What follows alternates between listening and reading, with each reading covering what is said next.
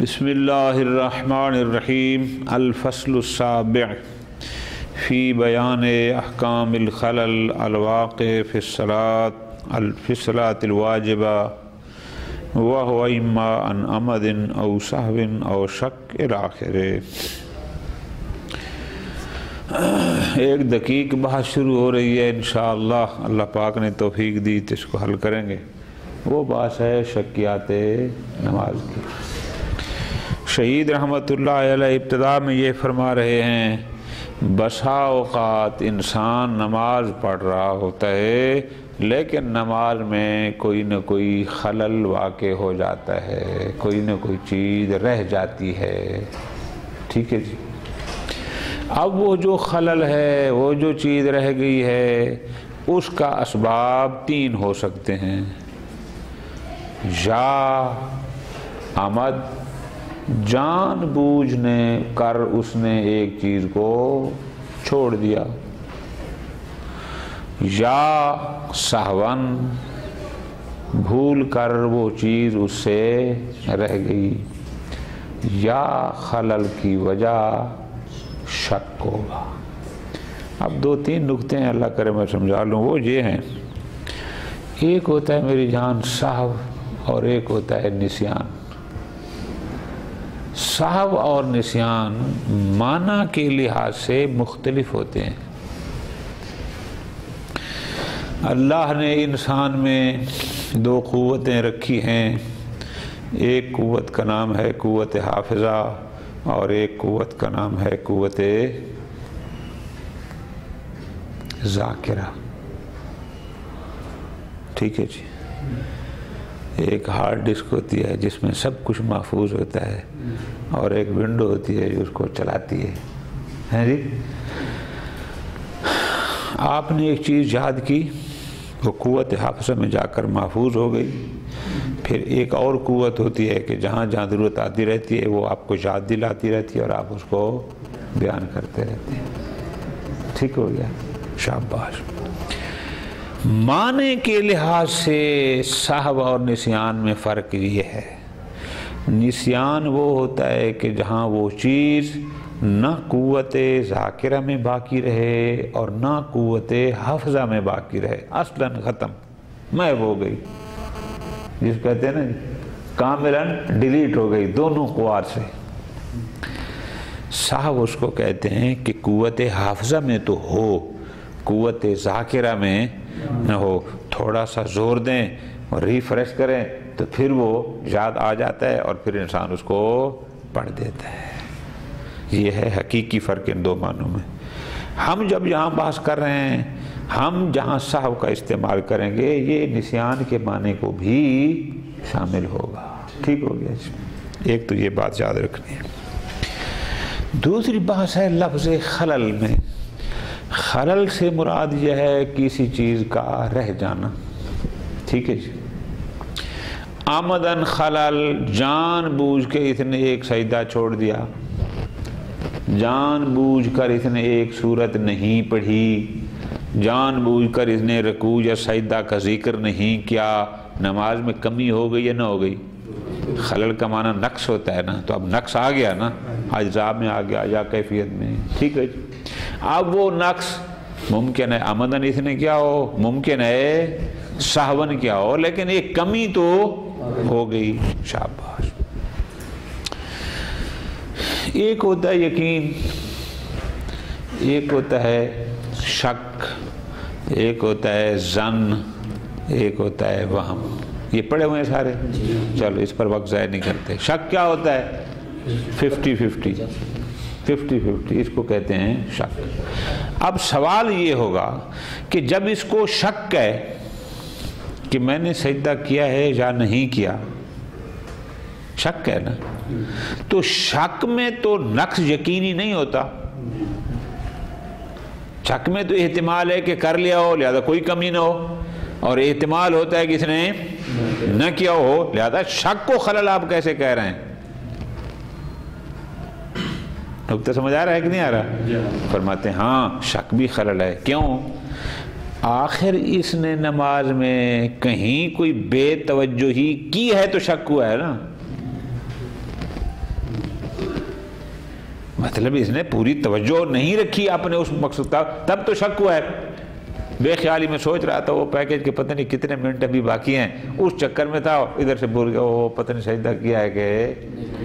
تو یہ ہے بے خیالی، بے توجہی، یہ بھی ایک نقص ہے یا نہیں ہے؟ تو پس وہاں آمد اور صاحب سبب تھے خلل کے، نقص کے. شک خود نقص ہے، خود خلل ہے، یہ کسی خلل کا سبب نہیں ہے. یہی بے توجہی. ٹھیک ہو گیا؟ خوب، اب بات کلیئر ہو گئی کہ خلل سے مراد کیا ہے. خلل یا آمدن ہوگا یا ساون ہوگا یا. اب آگے اگلا مرحلہ،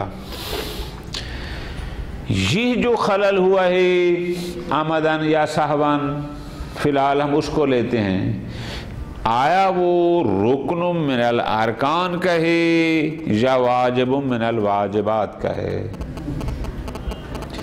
اگر وہ خلل آمدی یا سہوی رکن من الارکان کا ہوگا وہ مبطل ہوگا. ارکان آپ پڑھ چکے ہیں 5 ہیں: نیت، تکبیرۃ الاحرام، قیام، رکوع اور 2 سجدے. اب اگر ان میں خلل ہے، وہ چاہے آمدن ہو چاہے سہون ہو، تو وہ ہو گیا مبطل صلاۃ. ٹھیک ہے جی. اور اگر خلل ہو واجب من الواجبات کا، اگر آمدن ہوگا تو وہ مبطل ہوگا، اگر سہون ہوگا تو مبطل نہیں ہوگا. ٹھیک ہو گیا؟ اچھا، اب وہ جو کمی رہ گئی ہے اس میں پھر بحث ہے. آیا ابھی آپ کے پاس اس کو بجا لانے کا وقت ہے یا بجا لانے کا وقت نہیں؟ ٹھیک ہے جی. اگر تو آپ کے پاس امکان ہے کہ آپ اس کو بجا لا سکتے ہیں، پھر کچھ باطل نہیں ہوا، آپ اس کو بجا لیں اور نماز بچ جائے گی. لیکن اگر اب اس کا وقت گزر گیا ہے، بجا لانے کا وقت نہیں ہے، پھر بحث ہوگی. اگر رکن ہے تو باطل ہوگی، نہیں تو باطل نہیں ہوگی. لیکن سوال یہ پیدا ہوتا ہے کہ کب تک ہم کہیں گے کہ اس کے پاس وقت ہے اور کب کہیں گے کہ اس کے پاس اس کے بجا لانے کا وقت نہیں. سمجھ آ گیا آقا جان؟ شاباش. فرماتے ہیں اس کی تفسیر یہ ہے، اگر ایک رکن سے دوسرے رکن میں داخل ہو چکا ہے، اس کا مطلب ہے اب پچھلے نقص کے بجا لانے کا وقت ختم.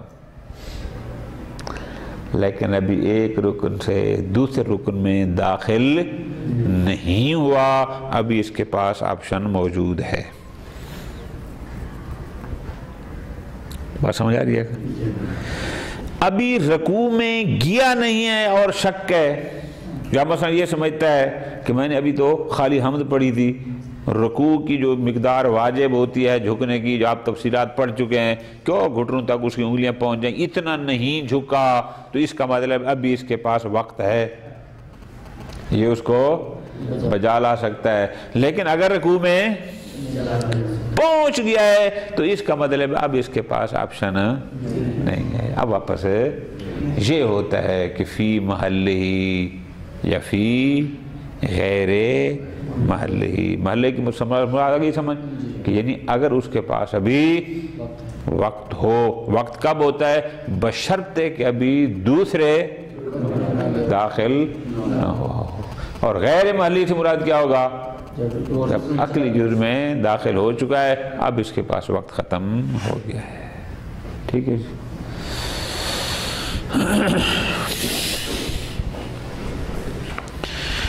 الفصل السابع فی بیان الاحکام الخلل الواقع فی الصلاۃ الواجبہ. بندہ واجب نماز پڑھ رہا ہے، واجب نماز میں اس بیچارے سے کوئی کمی ہو گئی، کوئی کوتاہی ہو گئی، کوئی نقص آ گیا، اس کے احکام بیان کرنے ہیں کہ اس کا حکم کیا ہے، کن صورتوں میں نماز صحیح ہوگی، کہاں نماز باطل ہوگی، کہاں اس کا جبران ہے، کہاں نہیں ہے، الی آخر. وَهُوَ أَيَ الْخَلَلْ، وہ جو خلل ہے اس کی تین وجوہات ہو سکتی ہیں، یا جان بوجھ کے کیا اس کمی اس نے، یا ساون ہو گئی ہے، یا بھی اس کو شک ہے۔ فرماتے ہیں اما یکون صادرا عن عمد و قصد، یا اس نے جان بوجھ کر قصدن وہ خلل کیا ہے، جان بوجھ کر سورہ ہم کے بعد دوسری سورہ نہیں پڑھی، جان بوجھ کر ذکر رکوع کو چھوڑا، جان بوجھ کر ایک سجدہ چھوڑا مثلا۔ فرماتے ہیں اما یکون صادرا عن عمد و قصد الى الخلل سواء کان عالما بحکمہ، اس نے اس کو بجا نہیں لایا، چاہے اس کو علم تھا کہ یہ بجا لانا ہے اور پھر بھی نہیں بجا لایا، ام لا، یا اس کو پتا نہیں تھا بجا لانا ہے لیکن بجا نہیں لایا عمدن، ٹھیک، او سہون، یا اس کی وجہ کیا ہوگی، سہو۔ سہو کیا ہے، بے عذوب العذوب، عذوبہ کا معنی ہوتا ہے غابہ، غائب ہونا، بے عذوب المعنی عن الذہن، یعنی بات کا مقصد چیز کا ذہن سے نکل جانا۔ اچھا، حتی حصل بسبب، جس کی وجہ سے احمال بعض الاسک سے کوئی نہ کوئی فعل رہ جاتا ہے۔ اور جیسے میں نے گزارش کیا ہے، قوت حافظہ میں تھا، قوت ذاکرہ میں نہیں تھا، یاد نہیں آیا، اور نتیجہ یہ ہوا کہ اس سے ایک چیز رہ گئی، چھوٹ گئی، ختم، دو ہو گئے۔ او شکن، یا تیسرا آپشن کیا ہے، شک، یا شک کی وجہ ہو سکتی ہے۔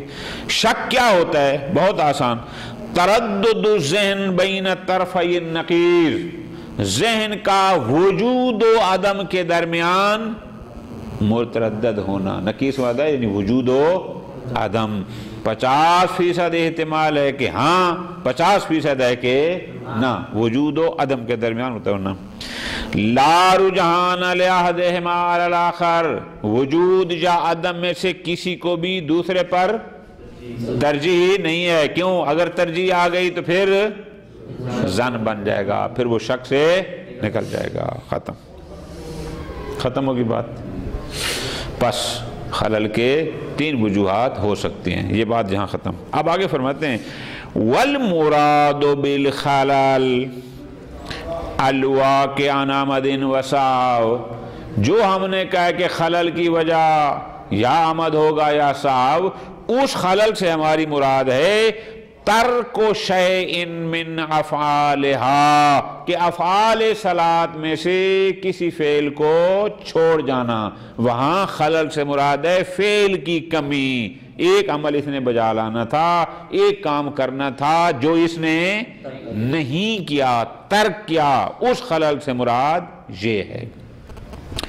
وبالواقع، یعنی وہ المراد بالخلل الواقع عن شک، اور جو خلل جس کی وجہ شک ہوگا، اب اس شک والے خلل سے مراد یہ نہیں کہ کوئی چیز رہ گئی ہے، چونکہ ابھی تو یہ متردد ہے نا وجود و عدم میں، تو اس خلل بے شک سے مراد کیا ہے، النقص الحاصل للصلاۃ، وہ نقص جو اس کی نماز میں آیا ہے، بنفس شک، خود اسی، کیوں، یہ شک کا نا موجب ہے کہ اس کو یقین نہیں ہے کہ میں نے کام، تو یقین نہ ہونا بھی تو ایک کمی ہے یا نہیں ہے، خود شک کا آنا بھی بے توجہ کی وجہ ہے یا، بس خلل بالشک سے مراد یعنی شک خود خلل ہے، اور خلل بعمد و سہو سے مراد ہے یعنی ان کی وجہ سے کسی چیز کا رہ جانا، چھوڑ جانا، ٹھیک ہو گیا گا، بس لا انہو کان سببا للترک، لہذا شک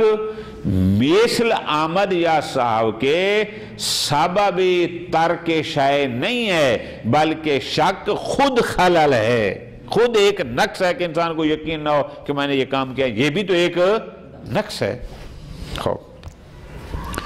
لا انہو کان سببا للترک، نہ یہ کہ شک سبب ہے کسی چیز کے رہ جانے کا، قسیمین کون تھے دو، مثل عمد اور اس طرح نہیں ہے، وہ سبب تھے کسی شے کے ترک کر رہ جانے کے، جبکہ یہ خود خلل ہے، ختم۔ فرماتے ہیں ففی العمد تبطل الصلاۃ للاخلال، اے بسبب الاخلال بالشرط او الجزء، پہلا مرحلہ عمدن، اگر خلل ہو بالعمد. فرماتے ہیں تبطل الصلاۃ، نماز باطل ہو جائے گی، للاخلال اے بسبب الاخلال بشرط، اگر اس نے جان بوجھ کر کسی نماز کی شرط کو پورا نہ کیا. شرائط نماز میں ایسے وضو کرنا، یہ کہتے برف باری ہو رہی ہے میں بغیر وضو کے آج پڑھ لیتا ہوں. شرط نماز ہے قبلہ رخ ہونا، یہ کہتے آگے بستر پڑے چلو آج ادھر منہ کر کے پڑھ لیتے ہیں. شرط نماز ہے لباس پاک طاہر ہونا چاہیے، جناب آج ہے نہیں دھوبی مل نہیں، چلو آج نجس لباس میں پڑھ لیتے ہیں، یہ مراد ہوتی ہیں، یہ شرائط ہے نا جی. فرماتے ہیں شرائط نماز میں سے کسی میں کو بجا نہ لانا، نماز باطل. اویل جز، یا کسی جز نماز کو عمدن ترک کر دینا. وَإِن لَمْ يَكُنْ رُكْنًا، چاہے وہ رکن نہ ہو، واجب ہو. رکن واجب ہے، اگر واجب کو بھی عمدن ترک کرتا ہے تو نماز باطل ہو جائے گی. کیسے؟ کل قرات حمد و سورہ پڑھنا، واجزایا حمد پڑھے دوسری سورہ چھوڑ دے. حتیٰ کہ فرماتے ہیں اس کو چھوڑو، ایک آیت نہ پڑھے، آیت بھی چھوڑو، حتی الحرف، ایک حرف بھی اگر عمدن چھوڑ دے گا تبطل الصلاۃ، نماز باطل. وَمِنَ الْجُزْءِ الْكَيْفِيَّةِ، ایک کیفیت نماز. کیسے؟ آپ نے پیچھے پڑھا ہے، ذکر رکوع میں، ذکر سجدہ میں، ذکر تشہد میں طمانینہ شرط ہے، آرام سے بیٹھے حرکت نہ کریں. اب یہ کیفیات میں سے ہے. اچھا، اسی طرح جہرن پڑھنا، بعض نمازوں کو اخفاتن پڑھنا، یہ بھی کیفیات میں سے ہے. پس یہ کیفیت بھی مثل جز کے ہے، یعنی اگر آمدن خلاف کیفیت کرتا ہے تو اس کا مطلب اس نے ایک جز کو بجا نہیں لایا، تب تو الصلاۃ. خوب،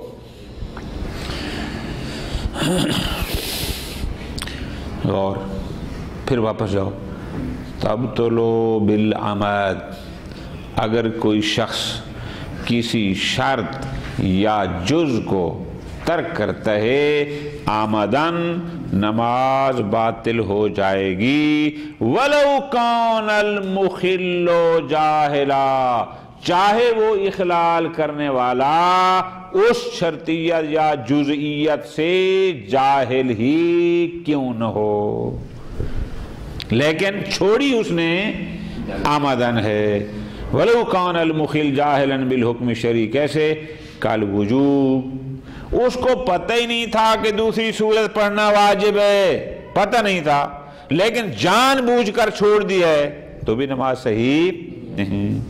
یا حکم وضعی سے، پہلا ہو گیا حکم تکلیفی، حکم احکام خمسہ کہتے ہیں حکم تکلیفی، یا حکم وضعی سے یہ تو پتہ تھا کہ حمد کے بعد دوسری سورت پڑھنا واجب ہے یا حمد پڑھنا واجب ہے، لیکن یہ پتہ نہیں تھا کہ اگر نہ پڑھو تو نماز باطل ہو جائے گی. اس کو کہتے ہیں حکم وضعی. صحت اور بطلان احکام وضعیہ سے ہے. حکم شرعی کا پتہ تھا کہ پڑھنا واجب ہے، لیکن یہ پتہ نہیں تھا کہ نہ پڑھوں گا تو باطل، لیکن آمدن چھوڑ دی تو بھی نماز باطل. ہاں، الا الجہر والاخفات، البتہ دو چیزیں ایسی ہیں کہ جن سے اگر انسان جاہل ہو تو وہاں نماز باطل نہیں ہوتی. وہ کیا ہے؟ ایک ہے جہر اور ایک ہے اخفات.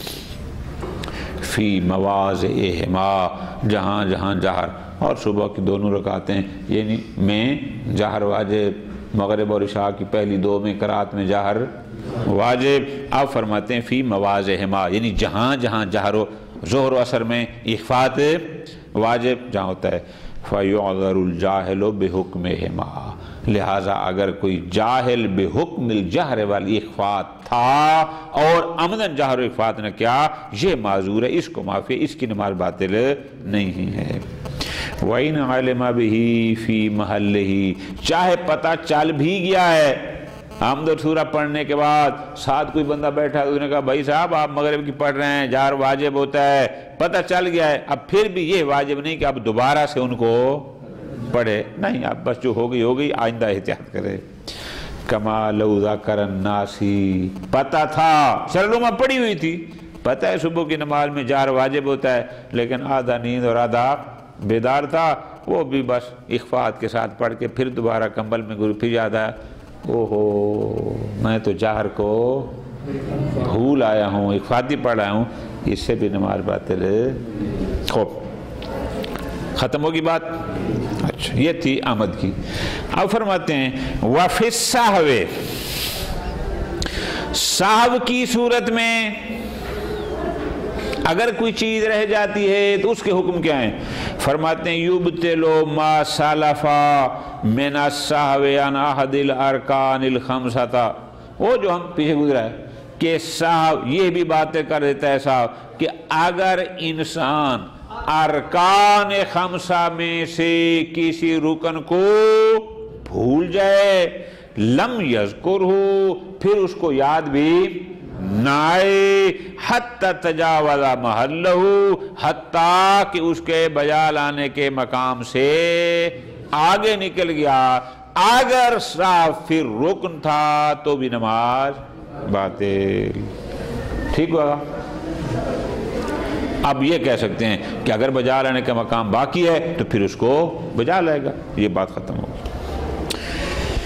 تیسری چیز تھی الشک، وفی الشک کے اے فی شیء من ذالک لا یلتفت اذا تجاوز محلہ، بہت غور سے آگا، شک ہوا ہے کہ پتہ نہیں میں نے دوسری رکعت میں دوسری صورت پڑھی یا نہ پڑھی، شک ہوا ہے پتہ نہیں میں نے رکوع میں سبحان ربی العظیم و بحمدہ پڑھا ہے یا نہیں پڑھا، شک ہے، اور شک کب ہوا؟ اذا تجاوز محلہ، جب اس کو بجا لانے کا مقام گزر چکا تھا۔ ایسے شک کی پرواہ نہ کرے، یاد ہے نا دینیات کی کتابوں میں لکھا ہوتا تھا شک بعد از محل، یہ وہ والی تقسیم شروع ہو گئی نا شکوک کی، اب تو پہلے بات شروع کر رہے ہیں شک بعد از محل کی۔ اچھا اب اگلا سوال یہ ہوگا کب کہیں گے کہ اس فعل کے مقام سے تجاوز کر گیا، اور کب کہیں گے کہ ابھی اس کو بجا لانے کا موقع باقی ہے؟ یہ تجاوز اور عدم تجاوز کی تفصیل فرماتے ہیں المراد بتجاوز محل الجزء المشکوک فیہ، کب کہیں گے کہ جس جز میں اس کو شک ہے، اب کب کہیں گے کہ یہ اس کے بجا لانے کے مقام سے گزر چکا ہے، اب اس کو بجا لانے کا وقت ختم ہو گیا ہے؟ فرماتے ہیں وہ وہاں ہوگا الانتقال الی جزء آخر بعدہ، کہ اس جزء مشکوک سے بعد والی جز میں مشغول ہو چکا۔ مثالیں دے رہے ہیں، مثلا بیان شکا فی النیہ، شک کر رہا ہے کہ نیت کی تھی یا نہیں، لیکن کب کر رہا ہے؟ بعد ان کبرا، اللہ اکبر کہنے کے بعد، اب اس کا مطلب ہے اس کا شک وہ محل گزر گیا۔ او فی التکبیر، یا شک کرتا ہے پتہ نہیں میں نے تکبیرۃ الاحرام کہی ہے یا نہیں، بعد ان کرا، جبکہ ابھی حمد و سورہ بھی ختم ہو گئی ہے، بعد والی جز ہے نا، بعد والا واجب ہے۔ او شرع فیہما، یا ختم نہیں ہوئی لیکن ان کو شروع کر چکا ہے۔ او فی القرات، یا شک کرتا ہے پتہ نہیں حمد و سورہ پڑھی تھی یا نہیں۔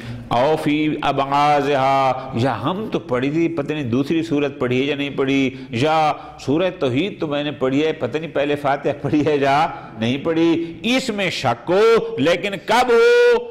بعد الرکوع، رکوع کے بعد، یا جانے میں یا اس کے مکمل کرنے کے بعد، اس کو بھی کہتے ہیں کہ تجاوزا عن محلہ۔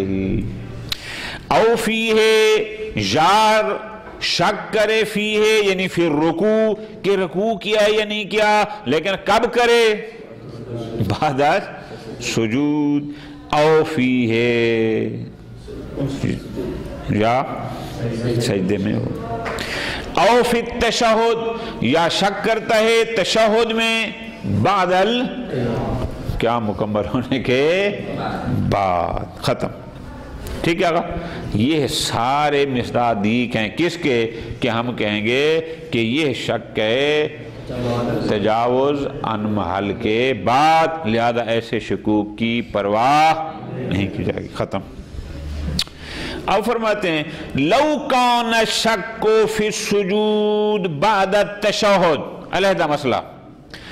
ایک بندے کو شک ہے کہ پتہ نہیں میں نے دوسرا سجدہ کیا ہے یا نہیں کیا، لیکن شک ہے تشہد مکمل کرنے کے بعد. بہت توجہ. او فی اثنائہ، یا تشہد بھی پڑھ رہا ہے اور ادھر شک بھی ہے کہ کہیں ایک سجدے کے بعد تو نہیں پڑھ رہا، دوسرا کیا ہے یا نہیں کیا، اس میں اگر شک ہے. لیکن وَلَمَّا يَقُمْ، ابھی کھڑا نہیں ہوا. بہت توجہ.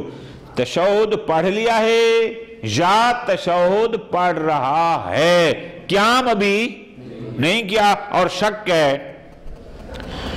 آیا ہم اس کو شک فی محل ہی کہیں گے یا شک بعد تجاوز عن محل ہی کہیں گے؟